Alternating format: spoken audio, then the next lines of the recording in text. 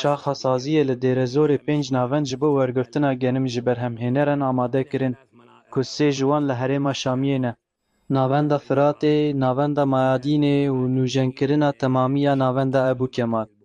Li Herêma Cezîrê jî du navend hatin nûjenkirin, navenda 10 kîlometreyan ji bo wergirtina genim û navenda sayîloyên betonî ku ji aliyê kapasîteya xwe ve navenda herî mezin e. Hê jî kar li navendan ji bo teswiyekirina qadan û amadekirina qepanên erdî û laboratuwaran ji bo pêşwazîkirina werzêkirînê berdewam e.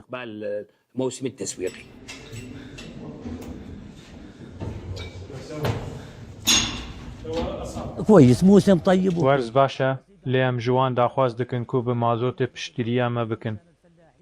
Em ji bo cotkaran, derasan, traktoran û hemûyan piştîriya mazotê dixwazin û ev her tişt e ku em ji we dixwazin. نطالب الجهات المعنية Em ji aliyên peywendîdar daxwaz dikin ku wesayîtên agirkujiyê peyda bikin. Îsal maşela werz pir baş e.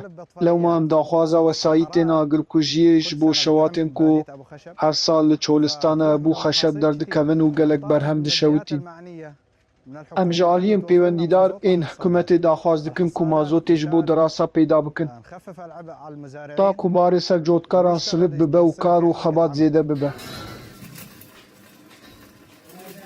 والله سنة موسم خير. Îşela îsal werzê xêrê ye û em hêvî dikin ku Xwedê bi xêr û silametî li ser me temam bike. Tişta herî girîng ku em daxwaz dikin sayîloyên genimin ji ber ku kiriya veguhastinê bo Dêrezorê li ser me gelekî giran in. û tişta herî girîng mazot e. Kêyên derasan dê îsal bilind bibin ji ber vê yekê divê îsal nirxek ji bo derasê were destnîşankirin. بالنسبة لطلبات نحن Derbarê daxwazên me de em wesayîtên agirkujiyê û navendeke seyloya genim li vir li Ebû Xeşeb dixwazin. Werz Xwedê bereket bike eger kar û bar baş bimeşin herîkên 5 salan besî Sûrî dike. Em amade ne ku werzê xwe jî bibexşînin dewletê. Tenê bila ew madeyên ku ji me re lazim in peyda bike.